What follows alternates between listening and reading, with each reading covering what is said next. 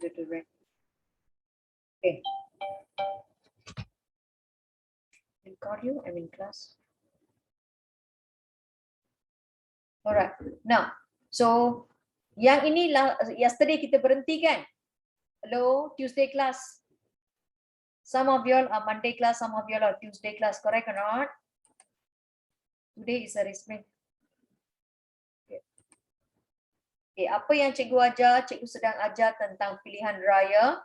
Nah, untuk pilihan raya, cikgu ajar dua, iaitu syarat menjadi pengundi dan juga syarat menjadi seorang calon. So, pengundi means anda adalah pengundi. So, once you are 21 years old, even until today, kita akan register menjadi seorang pengundi.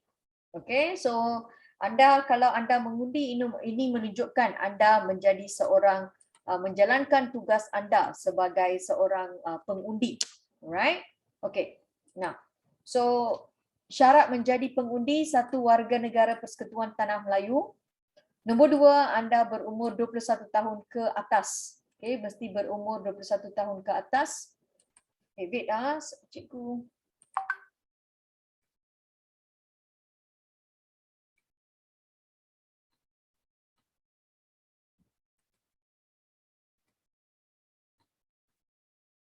Cikgu silap tentang join yang grup yang lain.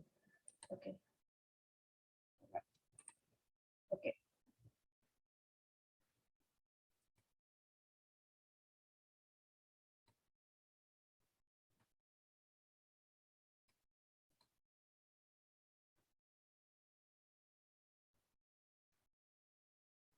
So bahagian ini yang cikgu berhenti, iaitu cikgu ajar tentang pengundi dan juga calon untuk pengundi. Nah, untuk menjadi pengundi, anda mestilah warga negara Persekutuan Tanah Melayu, anda berumur 21 tahun ke atas. Okay, and anda mestilah individu yang tinggal di Persekutuan Tanah Melayu dalam tempoh 6 bulan terdahulu daripada 17 Oktober 1957, and also untuk Terengganu pula dia beza. Okay, Terengganu ni kita ada berbeza, iaitu kita boleh nampak untuk Terengganu anda berdaftar pada 28. Okay, anda berdaftar pada 28 Oktober 1954 bagi Terengganu dan layak menjadi seorang pengundi. Nah, kemudian kita lihat kepada calon pula. Nah, kalau anda menjadi seorang calon, anda juga mestilah seorang warga negara Persekutuan Tanah Melayu. Anda juga mestilah berumur 21 tahun ke atas, telah tinggal di Persekutuan Tanah Melayu dan tinggal dalam tempoh 2 bulan sebelum penamaan calon, dan anda juga berpengetahuan dalam bahasa Inggeris dan juga bahasa Melayu. So, bahagian ini cikgu dah ajar. Now, kita akan masuk kepada bahagian yang berikutnya, iaitu pilihan raya. Bagaimana kita punya proses dalam bilik pilihan raya, and also kita akan masuk kepada pilihan raya di Sabah, Sarawak dan sebagainya, ya. Okay, kejap cikgu ambilkan ini.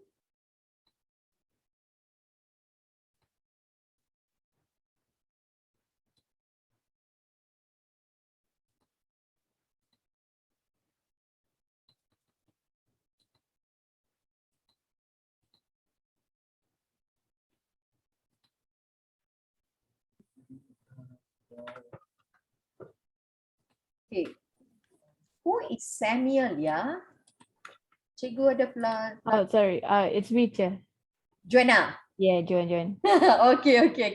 Cikgu tengok. Because I was undercover in the other call. Sorry. Oh, undercover. No, I was thinking, saya tak ada belajar Syamil pula. Siapa dah budak ni yang masuk?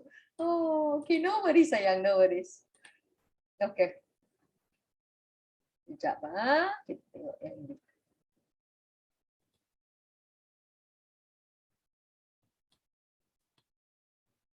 Alright. So, ini adalah when you go to mengundi, you can see this gambar kan? Can you all see this? Boleh nampak? Everybody nampak gambar ni? Yes, proses di dalam bilik mengundi, right? Yes, very good. So kita dalam proses dalam bilik mengundi. So when you enter, anda boleh nampak this number 1. So you enter here, there will be 3 person will be checking your name. Okay, 3 person will be checking your name. Satu, you berikan IC, dan lagi satu dia akan check dia punya detail. Nah, kemudian itu adalah number 1, kita punya kerani pengundian. Nah, nombor 2, you take your slip. The third man will give you slip, you go straight to number 2. You bawa tu, you akan ada tempat mengundi akan disediakan. Okay, then after you dah tanda, anda pergi number 3 pula. Number 3 ini adalah anda pergi ke tempat kotak undi. So anda pergi masuk dalam tempat kotak mengundi. Nah, after that anda boleh nampak when you're going, dia will be 2 wakil, iaitu parti politik. So kita ada parti politik A dan parti politik B. So mereka akan nampak sama ada anda dah masuk ataupun tidak. So they will be ni. And then what will happen after you undi, then number 5 dia akan tengok ketua bilik pengundi. So she'll be monitoring apa yang berlaku, and finally anda akan keluar daripada bilik mengundi. So ini adalah proses mengundi. Kita masuk daripada bahagian kerani pengundian, kemudian anda pergi kepada tempat mengundi, lepas itu anda tengok tempat kotak undi, and anda juga akan jumpa wakil parti politik. Then you don't talk to them, you just masukkan you punya kertas, you keluar, and then your ketua bilik pengundi will be there, and finally you boleh keluar. Can you all understand?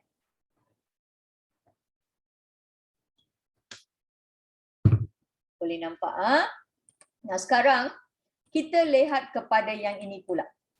Nah, kita lihat kepada pilihan raya awal di Sarawak. Bagaimana pilihan raya awal di Sarawak? Nah, pilihan raya awal di Sarawak, pilihan raya pertama diadakan pada tahun 1956, diadakan sebagai persediaan awal ke arah berkerajaan sendiri. Everybody got your vaccination today, ya? Form 4? Friday. Semua dapat hari ini injection? Friday. No, it should be on Friday, teacher. Oh, some of y'all another day, ya? Okay, no problem. Okay, because why some parents told me that ada pelajar yang pergi vaccination, so I'm not sure whether everybody is going. So Hartamas don't know when. Hartamas when? Raif Friday, Kirtana Friday. Okay. Rafi, when's your hari mengundi, hari vaccination sayang? I just got it, teacher. Oh, just got it ready. Okay. Yeah. Alright, okay. Takut ke? Tak takut kan? It didn't hurt, but now it's really? starting to like. Cikgu Yeah. punya zaman kita ada rubella lah, this one lah. Every 3 years once they will come lah with injection. So we are immune ready with the injection. No need to worry, Okay. Okay. Alright. Now, so untuk Sarawak, pilihan raya pertama diadakan pada 1956. Ia adalah sebagai persediaan awal ke arah berkerajaan sendiri. Pilihan raya diadakan bagi kawasan Kuching Municipal Council. Okay, 1956, dan juga Sibu Urban District Council, CUDC pada 1957. Kuching sebenarnya dibahagikan kepada 9 kawasan dan Sibu juga dibahagikan kepada 9 kawasan. Bagi Kuching, William Tan sebagai pengerusi pertama Kuching Municipal Council dan Ong Ki Hui sebagai timbalan. Bagi Sibu, Ting Chu Huat sebagai pengurusi Sibu Urban District Council dan juga John Lu Ling Chung sebagai timbalan. So ini adalah untuk kita punya election bagi Sarawak. Okay, so cikgu ulang balik. Pilihan raya pertama di Sarawak diadakan pada 1956. Ini adalah sebelum mereka join dengan kita, ya. Mereka join in the year of 1963. So ini berlaku sebelum kita punya Sarawak ni join dengan Malaysia. Diadakan sebagai persediaan awal ke arah berkerajaan sendiri, dan pilihan raya diadakan bagi kawasan Kuching Municipal Council KMC 1956 dan juga Sibu Urban. Kuching dibahagikan kepada 9 kawasan dan juga Sibu dibahagikan kepada 9 kawasan juga. William Tan sebagai pengerusi pertama KMC dan Ong Ki Hui sebagai timbalan.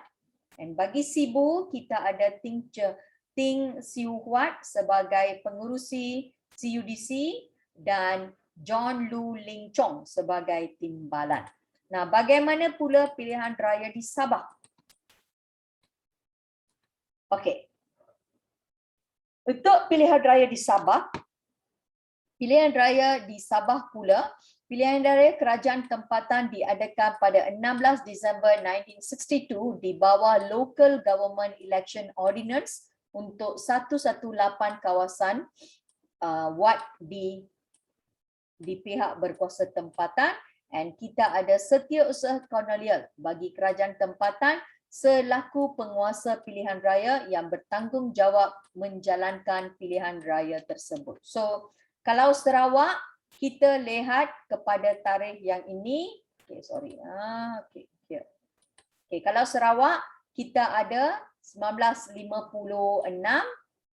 dan dia untuk 2 kawasan, Kuching Municipal Council dan juga Sibu Urban District Council. Untuk Sabah pula kita lihat kepada mereka ada 118 kawasan atau wad di pihak berkuasa tempatan. So election mereka is 1962 and Setiausaha Kolonial bagi kerajaan tempatan selaku penguasa pilihan raya bertanggungjawab menjalankan pilihan raya tersebut. Okey, dalam masa ini apa yang berlaku, kita ada calon dia adalah seramai 202 calon bertanding untuk 118 kawasan, calon di 53 kawasan menang tanpa bertanding. Okay, so you can see here, ini adalah parti-parti yang kita ada di Sabah. So kawasan yang menang, USNO, UNCO, Borneo Utara United Party, BUNAP, UNPNP dan Bebas. Pembahagian kerusi Majlis Undangan Borneo Utara oleh Majlis Persekutuan Perikatan, USCO dan USNO mendapat 8 kerusi, UNCO mendapat 5 kerusi, BUNAP mendapat 4 kerusi dan juga UNPNP mendapat 1 kerusi. Alright. Nah, here rumusnya, tengok ke bawah. Okay.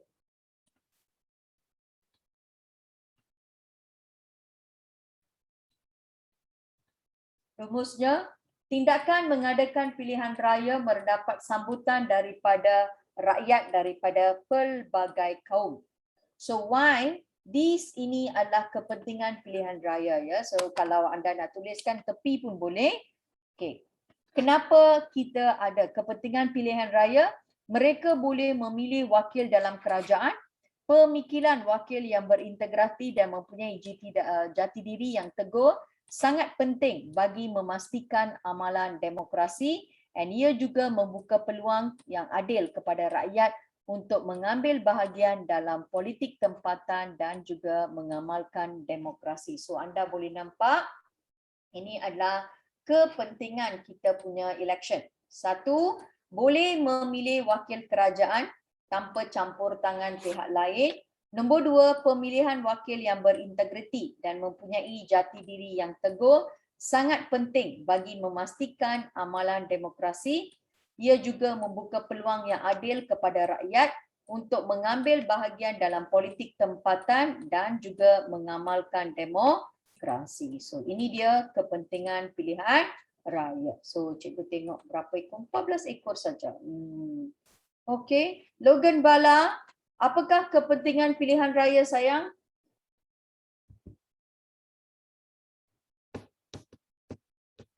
Logan, where are you?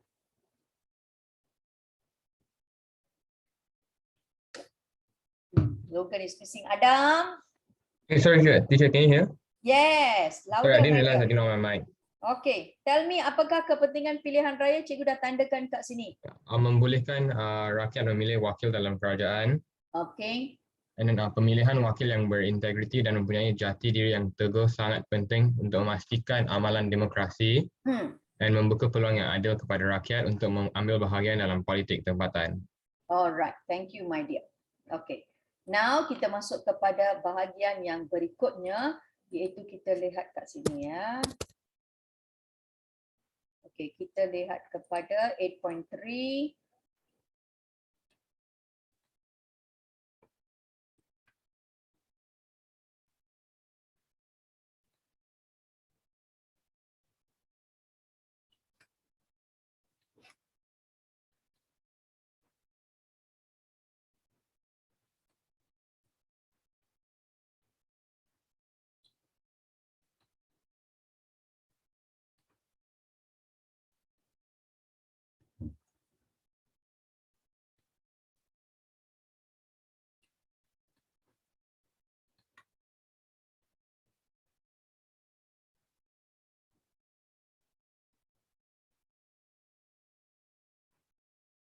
Minit, cikgu sedang potong yang ini.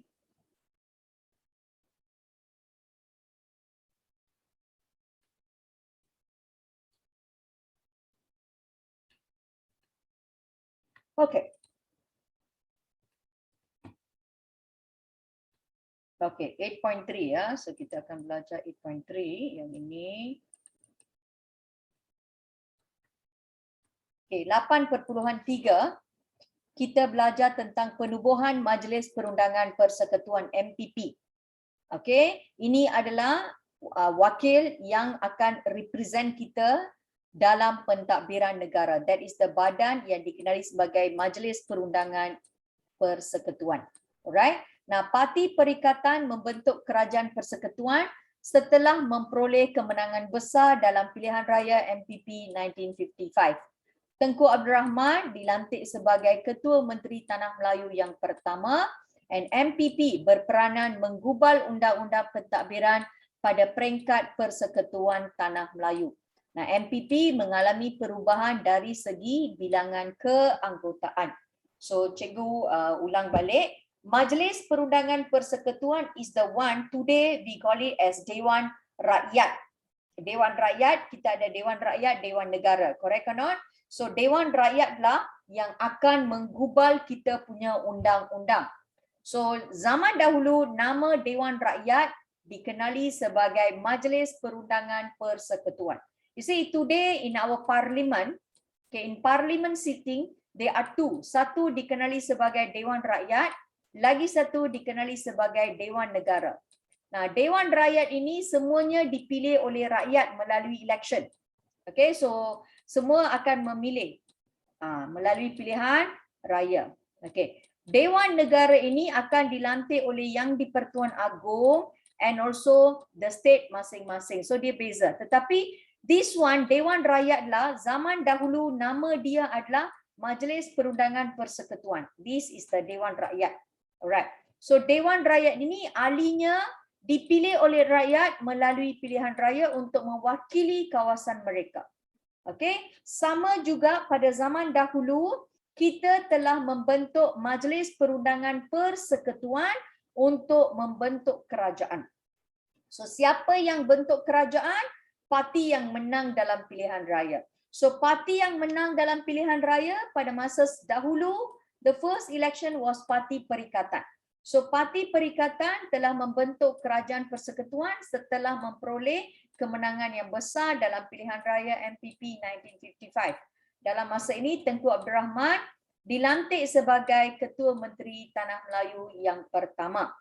Nah, kemudian MPP, dari Majlis Perundangan Persekutuan, berperanan untuk menggubal Undang-Undang Pentadbiran pada peringkat Persekutuan Tanah Melayu. NPP juga turut mengalami perubahan dari segi keanggotaannya. So we are going to look into bagaimana perubahan. Okay, this was before election. Okay, this is before election di mana ahlinya dia dilantik oleh British dan sebagainya. So dia bukan hanya terdiri daripada rakyat tempatan tetapi dia juga terdiri daripada wakil British. This is in the year of 1948 ya. So anda boleh nampak kat sini. Okay. MPP pada 1948 before election terdiri daripada wakil peringkat pentadbiran persekutuan, majlis negeri, anggota kerajaan pusat dan majlis tidak rasmi. So komposisi MPP, we got 52 of them ahli tidak rasmi yang dilantik daripada kalangan masyarakat tertentu. And we got 3 orang ex officio. Okay, very important. These 3 also adalah British people. Dia adalah ketua setiausaha kerajaan, setiausaha kewangan and peguam besar persekutuan. And then 9 states, ada 9 orang resident. Resident British memiliki 9 buah negeri and 2 orang bagi wakil negeri-negeri selat iaitu Pulau Pinang dan juga Melaka. And kita juga ada 11 orang ahli rasmi dalam kalangan pegawai pentadbiran kerajaan. So jumlah mereka is 77. So this was in the year of 1948. So bila kita lihat 1948, we got 52 ahli. Ahli ini dikenali sebagai ahli tidak rasmi. And kemudian kita ada 3 ex officio. 3 ex officio ini kita ada ketua setiausaha kerajaan, setiausaha kewangan, peguam besar persekutuan, and kita ada 9 orang resident. So resident British mewakili 9 buah majlis negeri. And kita juga ada 2 orang bagi negeri-negeri selat, wakil bagi Pulau Pinang dan Melaka, and kita juga ada ahli rasmi dalam kalangan pegawai tadbir kerajaan. Boleh faham? Boleh. Boleh. Joanna, can you explain to me tentang MPP 1948 sayang? Mereka terdiri daripada wakil apa? Wakil peringkat pentadbiran pusat, majlis negeri, anggota kerajaan pusat dan ahli tidak rasmi. Thank you sayang. Cikgu tangkap Raina. Raina darling. Yes, teacher. Darling, tell me about komposisi keahlian sayang. How many of them? Jumlah mereka kesemuanya lah 77, correct or not? Yes, teacher. Can you tell me the pecahan sayang? 52 orang. Louder darling, louder. 52 untuk keanggotaan ahli tidak rasmi, Alright, very good.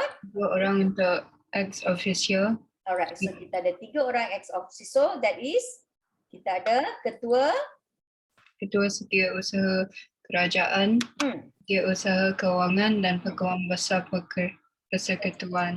and then kita ada 9 orang resident Yes.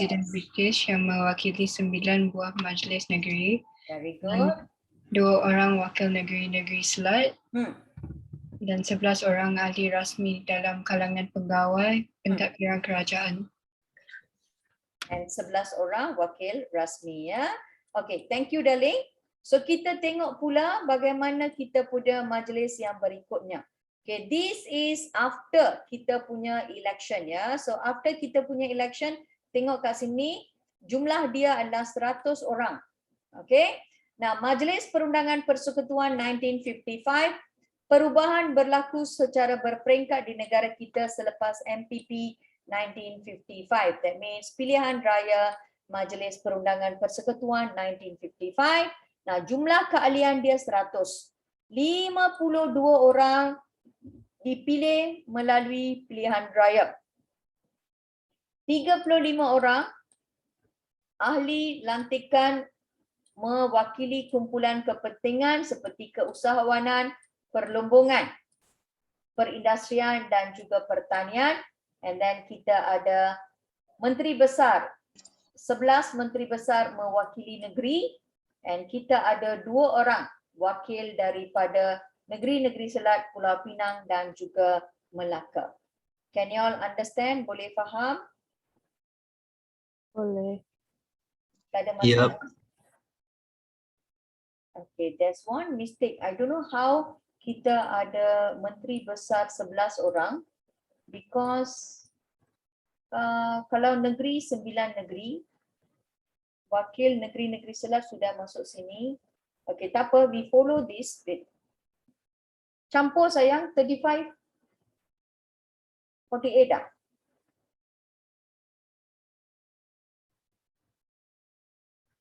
Thirty-five, 11 is berapa? 6, 46, 48. Okay, okay. Okay, never mind. I will correct back. Okay, so ini adalah selepas kita punya pilihan raya MPP, kita ada 100 orang, 52 dipilih melalui pilihan raya and balance 48. Nah, 48 ini kita ada balance di 35 ahli lantikan kumpulan yang berkepentingan seperti usahawanan, perlombongan perindustrian pertanian, 11 orang Menteri Besar Wakil Negeri and also wakil bagi Negeri Selat dan seperti Pulau Pinang dan juga Melaka. Okay, who's going to tell me? Rafi, are you there? Hello. Hi darling, can you explain to me tentang Majlis Perundangan Persekutuan 1955? Perubahan berlaku secara berperingkat di negara kita selepas Perundangan Persekutuan MPP 1955. Ada komposisi ahli MPP dan keanggotaannya 52 orang dipilih melalui pilihan raya. 35 orang ahli lantikan mewakili kumpulan yang berkepentingan seperti keusahawanan, perlombongan, perindustrian dan pertanian. 11 orang menteri besar mewakili negeri dan 2 orang wakil negeri-negeri selat iaitu Pulau Pinang dan Melaka. Okay, thank you. Jumlahnya 100 orang. Alright, okay. Can you all understand yang ini? Boleh faham? Ya. Okay.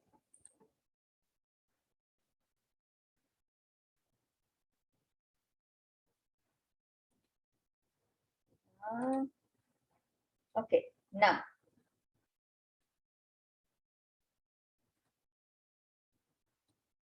Kesan penubuhan Majlis Perundangan Persekutuan. Nah, bila kita bentuk Majlis Perundangan Persekutuan, kesan dia, kerajaan yang diketuai oleh Ketua Menteri Tengku Abdul Rahman mengambil alih tugas mentadbir Tanah Melayu daripada Pesuruhjaya Tinggi British. Proses pertukaran dan pembaharuan berlaku secara berperingkat dan mengambil masa. Pesuruhjaya Tinggi British masih memegang tampuk kepimpinan peringkat atas yang menentukan hala tuju negara, dan kuasa pegawai British beransur-ansur dipindahkan kepada rakyat tempatan. So kesan dia kita boleh nampak yang pertama, kerajaan diketuai oleh Ketua Menteri Tengku Abdul Rahman dan mengambil alih tugas daripada Pesuruhjaya Tinggi. Nombor 2, berlaku proses pembaharuan dan pertukaran dalam pentadbiran negara secara berperingkat dan mengambil masa. Nombor 3, kita ada Pesuruhjaya Tinggi British masih memegang tampuk kepimpinan peringkat atasan yang menentukan hala tuju negara, dan kuasa pegawai British beransur-ansur dipindahkan kepada rakyat tempatan. Okay, now kita tengok yang berikutnya. Okay, ada juga, walaupun dia perubahan berlaku, namun terdapat juga pegawai British yang masih berperanan sebagai penyelidia dan penasihat dalam bidang keselamatan. Sistem ahli telah dimansuhkan. Keanggotaan MPP membawa kepada amalan demokrasi. Kerajaan persekutuan dibentuk dan dipilih oleh rakyat, di mana ahlinya dipilih melalui pilihan raya. So ini adalah kesan daripada penubuhan Majlis MPP. 1, kita dah nampak pertama sekali pentadbiran diketuai oleh Ketua Menteri. Dia belum kenali sebagai Perdana Menteri.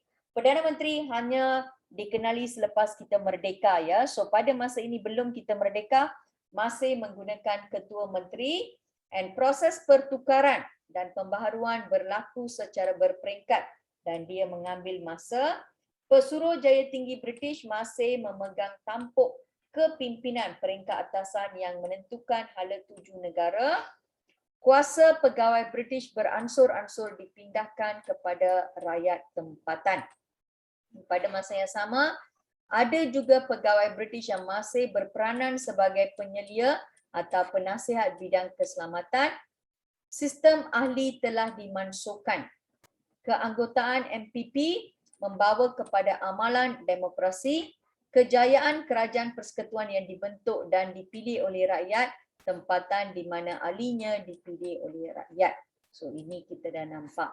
Okay, now kita tengok yang berikutnya. Okay, ini adalah kata-kata Tengku Abdul Rahman, ya. Sorry.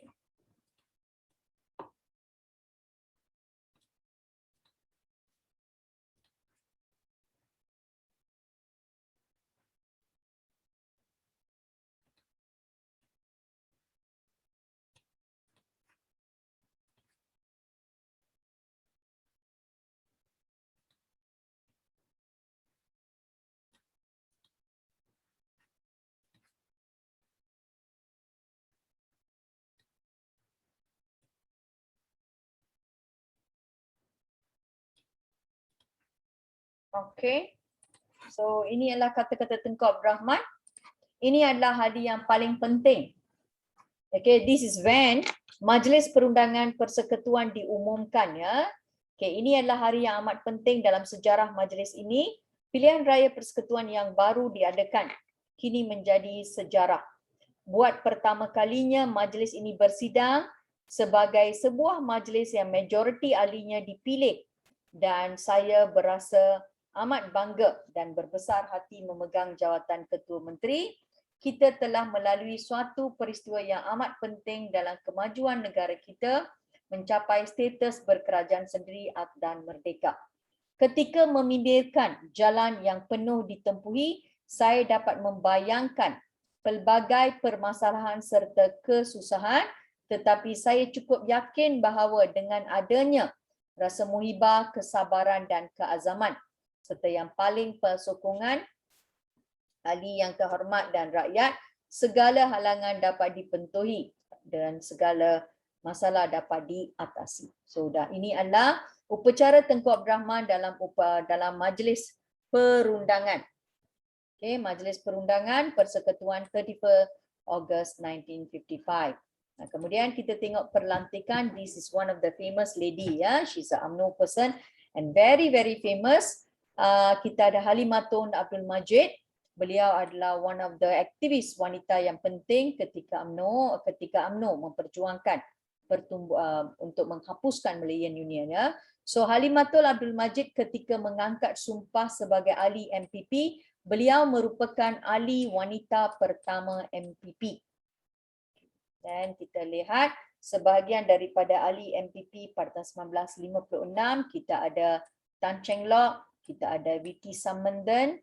Alright, so kita boleh nampak siapa lagi? Okay, cuba tak nampak. Yang ini Latun Razak. Tak nampak dengan jelas here. The man is sitting here. Alright. Okay. So dah habis 8.3. Now kita tengok daripada nota ni pula. Okay. So you can check this on your mentor book please.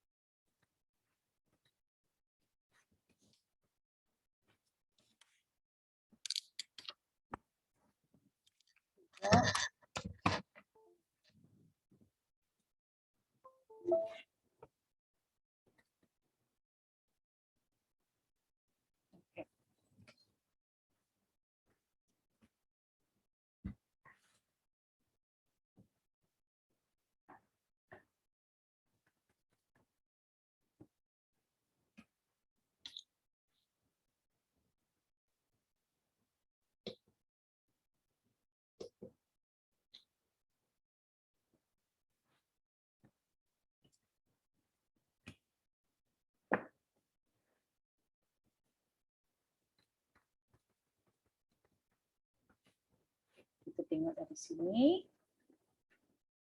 Okay, 8.3, anda boleh lihat muka surat 107 ya daripada buku mentor anda.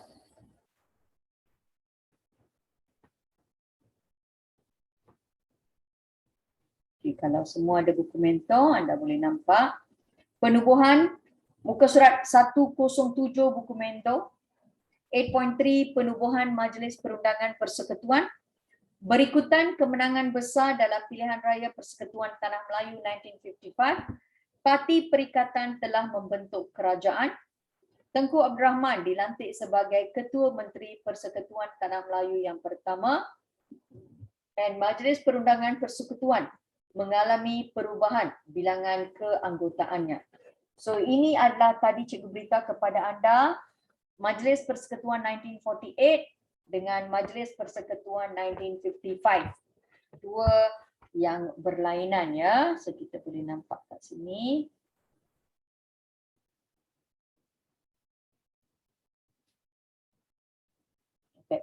Nah, untuk Majlis Persekutuan 1948, ya, cikgu besarkan dia. Suara cikgu.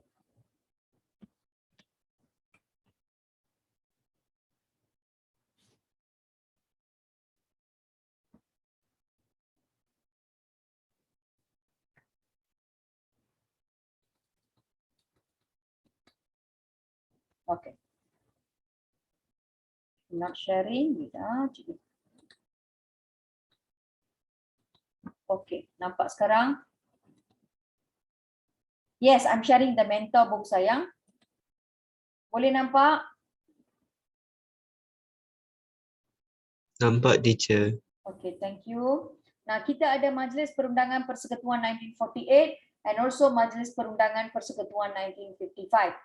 Nah, untuk Majlis Perundangan Persekutuan 1948, 52 orang ahli tidak rasmi yang dilantik dalam kalangan masyarakat tertentu. And untuk majlis daripada 52 orang ini, kemudian kita juga ada 3 orang ex-officer, iaitu Ketua Setiausaha Kerajaan, Setiausaha Keuangan dan Peguam Persekutuan, Besar Persekutuan. Kemudian kita ada 9 orang resident British. So we got 9 orang resident British yang mewakili 9 buah majlis negeri. So mereka mewakili 9 buah majlis negeri. Dan kita ada 2 orang wakil negeri-negeri Selat, seperti wakil untuk Pulau Pinang dan juga wakil untuk Melaka. We also have 11 orang ahli rasmi dalam kalangan pegawai pentadbir kerajaan. So all of them are 67 of them, 67 of them. 52, 3, 9, 2 dan 11. All amounting to 67. Nah, kemudian perubahan berlaku after the first election 1955. Nah, kita ada 52 ahli. Nah, 52 ahli ini kita pilih melalui pilihan raya. So kita pilih melalui pilihan raya. Kemudian 35 ahli pula ahli lantikan mewakili kumpulan berkepentingan seperti keusahawanan, perlombongan, perindustrian dan juga pertanian. Kita juga ada 11 orang menteri besar yang mewakili negeri. Kita ada 2 orang wakil negeri-negeri Selat seperti dari Pulau Pinang dan juga Melaka, and all of them kita ada 100 orang. So ini adalah perbandingan antara Majlis Persekutuan 1948 until 1955. Nah, kemudian kita tengok yang bahagian terakhir pula.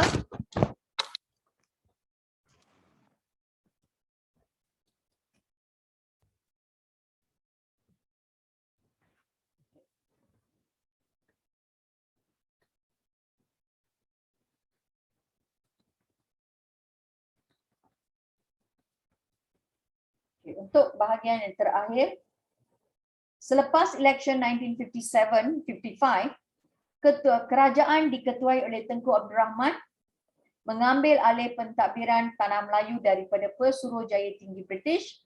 Proses pertukaran dan pembaharuan secara berperingkat dan beransur-ansur telah mengambil masa.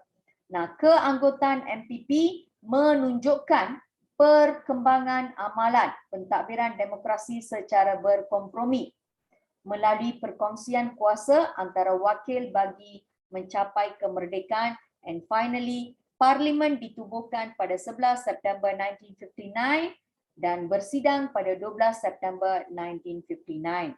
So ini dia kita punya penubuhan. Kita punya penubuhan kita punya Majlis Perundangan Persekutuan. Nah, everybody ada buku bekam? Semua ada buku bekam kan? Yep. Okey, tolong keluarkan buku bekam anda. Muka surat 64 please. Do the latihan because I don't want to finish the whole bab today. Kita boleh habiskan bab ini minggu depan dan kita boleh masuk bab 9 pula. Okay, take out your buku bekam.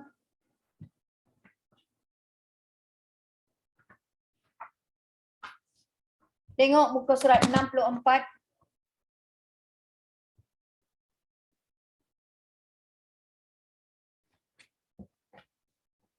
Let's do the question together.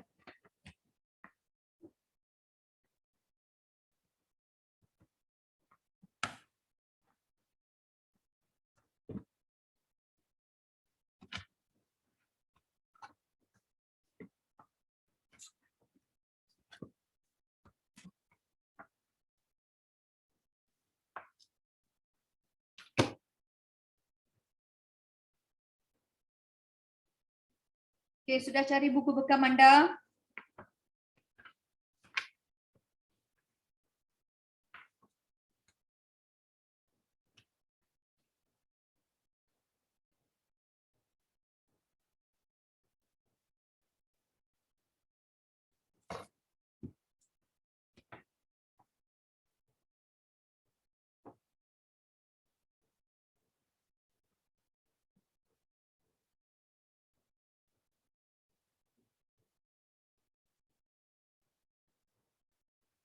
Shall we start?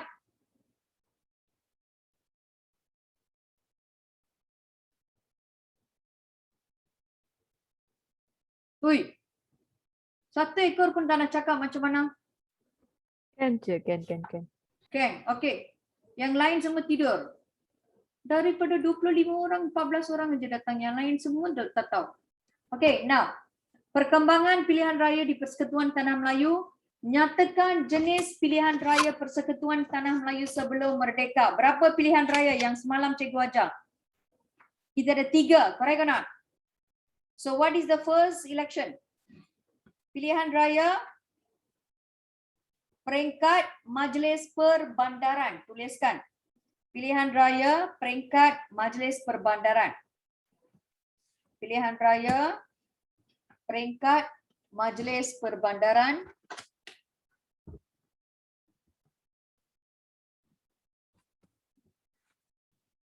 Peringkat Majlis Perbandaran. Okay, nombor 2 tuliskan. Okay, I got 2 answer here. Very good, Adam. Yes, pilihan raya peringkat negeri. And finally, kita ada pilihan raya Majlis Perundangan Persekutuan MPP. Very good, guys. Betul. Ketna betul, Adam betul. Okay, bagus.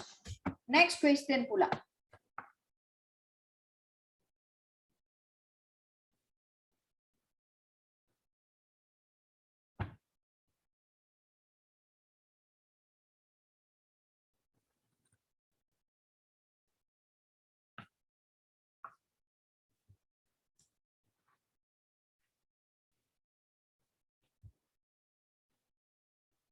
Okey.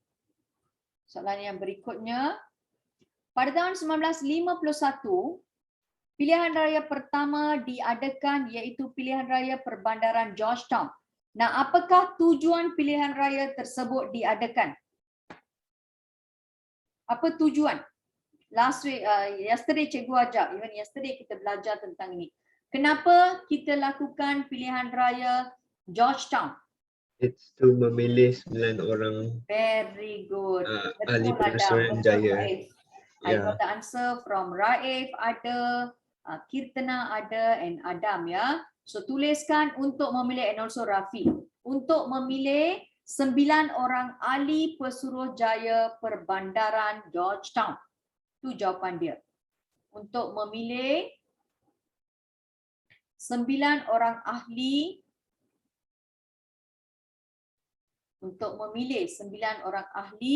pesuruhjaya Perbandaran Georgetown.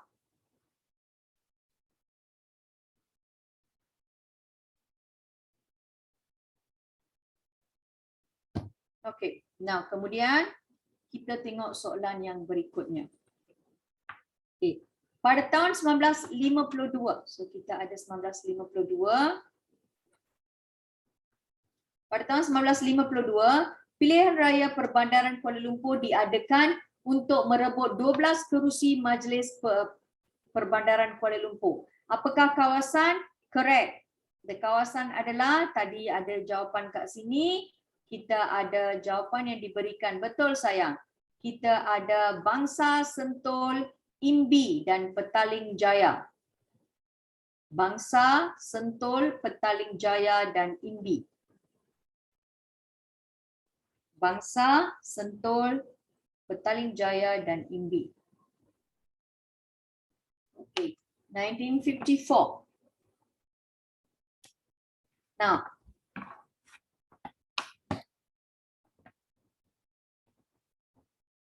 pada 1954, pilihan raya peringkat negeri telah diadakan. Berapakah jumlah kerusi yang dimenangi oleh Perikatan UMNO MCA? Berapa kerusi mereka menang? No. Kita that's wrong saya. Inilah peringkat negeri saya. This you're talking Raif and Kitna you're talking about peringkat bandaran Georgetown. Tetapi yang ini peringkat negeri. Yes, correct. 226 daripada 268 kerusi. 226 daripada 268 kerusi. Okay, 226 daripada 268 kerusi. 226 daripada 268 kerusi. Now, jelaskan kepentingan pilihan raya yang telah dijalankan ini. Apakah kepentingan pilihan raya? Okay, tuliskan yang pertama. Okay, ini adalah soalan kebat ya, 2 markah, but I give you at least 4 answers. You just write it down point form. Tetapi when you're writing down, you have to write in the ayat yang penuh ya. 1, menunjukkan penerimaan masyarakat. Menunjukkan penerimaan masyarakat terhadap proses pemilihan. Menunjukkan penerimaan masyarakat terhadap proses pemilihan. Nombor 2, menunjukkan rakyat menerima amalan demokrasi. Menunjukkan rakyat menerima amalan demokrasi. Nombor 3, memberi pengalaman mengendalikan pilihan raya. Memberi pengalaman mengendalikan pilihan raya.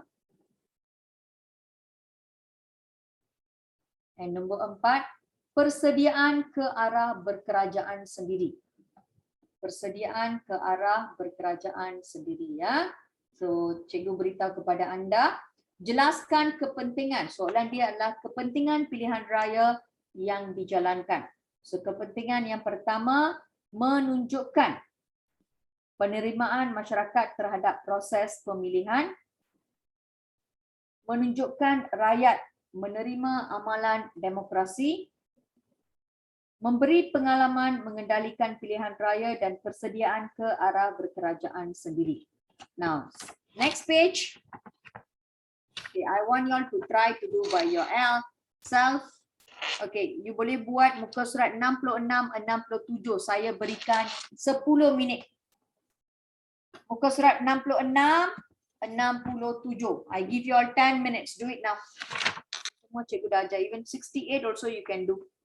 Okay, buat 66, 67, 10 minit cikgu beri masa.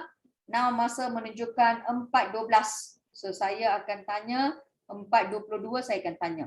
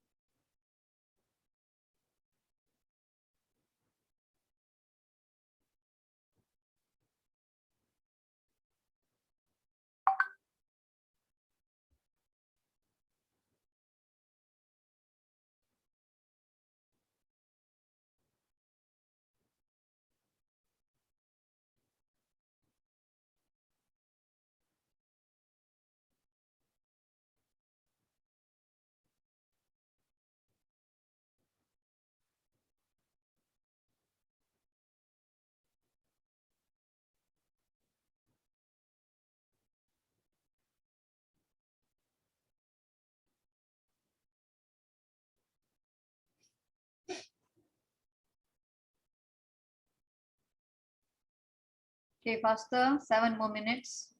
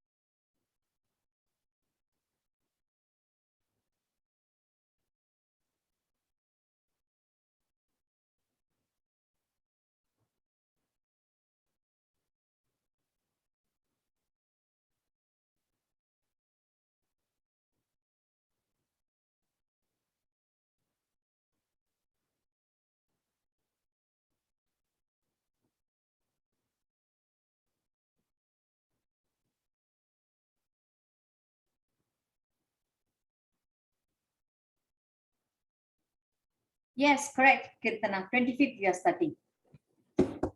Okay, shall we start? Boleh kita mula?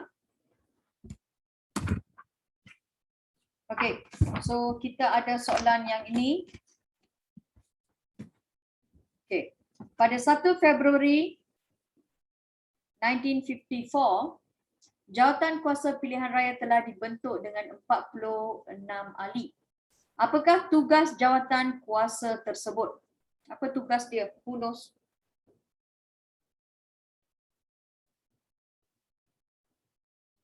Yes, Kirtana, betul jawapan dia. Untuk mengkaji, okay, untuk mengkaji, kita ada kat sini. Oh, very good this fella. Adam, okay. Untuk mengkaji hal ehwal pilihan raya yang dijalankan, correct. So tuliskan untuk mengkaji atau bagi mengkaji hal ehwal pilihan raya yang akan diadakan. So itu adalah jawapan anda ya. Bagi mengkaji hal ehwal pilihan raya yang akan dijalankan. Okay, sudah. Bagi mengkaji hal ehwal pilihan raya yang akan dijalankan. Okey, terdapat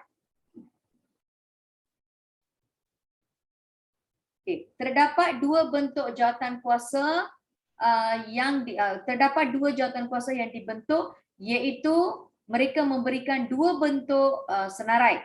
Satu kita ada bentuk A, bentuk B. Nah, bentuk A, bentuk B kita ada yang berbeza ya. Nah, bentuk A. Who can give me bentuk A? Tadi cikgu nampak kat sini, Bik.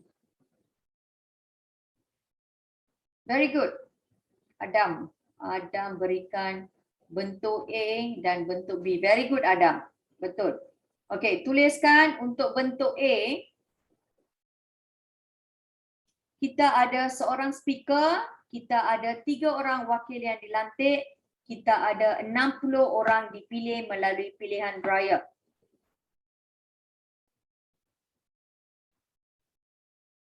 Okay, you can write there seorang speaker, 3 orang ahli yang dilantik and 11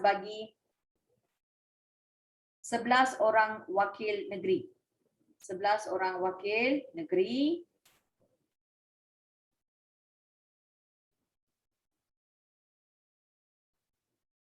Okay, untuk bentuk B pula,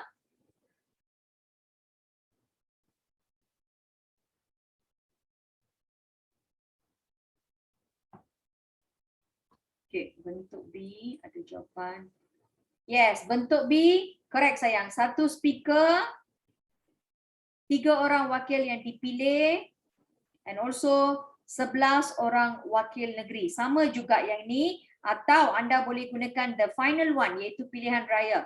Satu dikatakan pilihan raya tidak lewat. Correct or not? Bentuk A ni dikata pilihan raya tidak lewat daripada bulan. Itu pun anda boleh gunakan ya. Nah, tengok soalan D pula. That's the answer dia ada kat sini. Nah, berikan bentuk pilihan raya bentuk A. Bentuk A, apa yang diminta? Okay, bentuk A tuliskan tidak lewat daripada bulan November 1954. So that is for jawapan A. DA ya, tidak lewat daripada bulan November 1954. And bentuk B pula tidak menetapkan tarikh. Tidak menetapkan tarikh atau masa tertentu. Tidak menetapkan tarikh atau masa tertentu untuk pilihan raya. Yes, correct Megila. Tidak menetapkan masa atau tertentu untuk pilihan raya. Okay. Soalan yang berikutnya E. Soalan E ya. Siapakah yang menyokong bentuk A? Siapa sokong? Tengku Abdul Rahman dan Parti Perikatan. Tengku Abdul Rahman dan juga Parti Perikatan.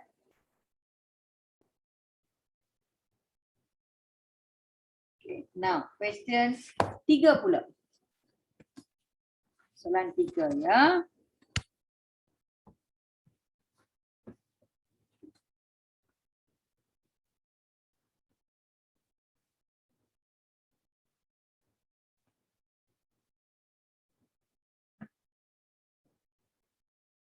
Very good, Megala.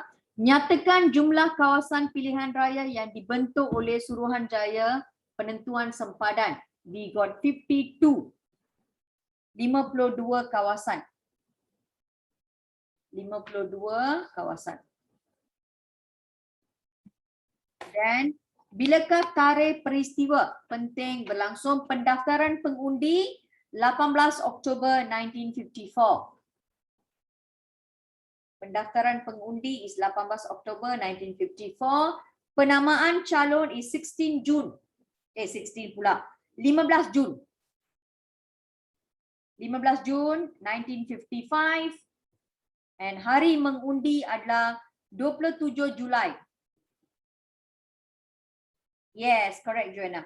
27 Julai 1955. That is hari mengundi. Now, yang ini cikgu sudah ajar kepada anda. Nyatakan 3 syarat menjadi pengundi. Warga negara Persekutuan Tanah Melayu. Warga negara Persekutuan Tanah Melayu berumur 21 tahun ke atas. Berumur 21 tahun ke atas. Okay, then individu yang tinggal di Persekutuan Tanah Melayu. Individu yang tinggal di Persekutuan Tanah Melayu dalam tempoh 6 bulan terdahulu. Okay, individu yang tinggal di Persekutuan Tanah Melayu dalam tempoh 6 bulan terdahulu. So you also boleh. Okay. Kemudian, and the final one. Jelaskan 3 calon. Syarat menjadi calon. Syarat menjadi calon also warga negara Persekutuan Tanah Melayu berumur 21 tahun ke atas. Berumur 21 tahun ke atas. And tinggal di Persekutuan Tanah Melayu dalam tempoh 12 bulan.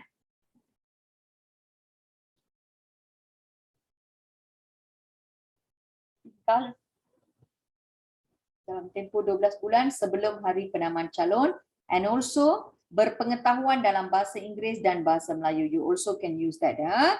Okay, so bahagian ini cikgu dah habiskan.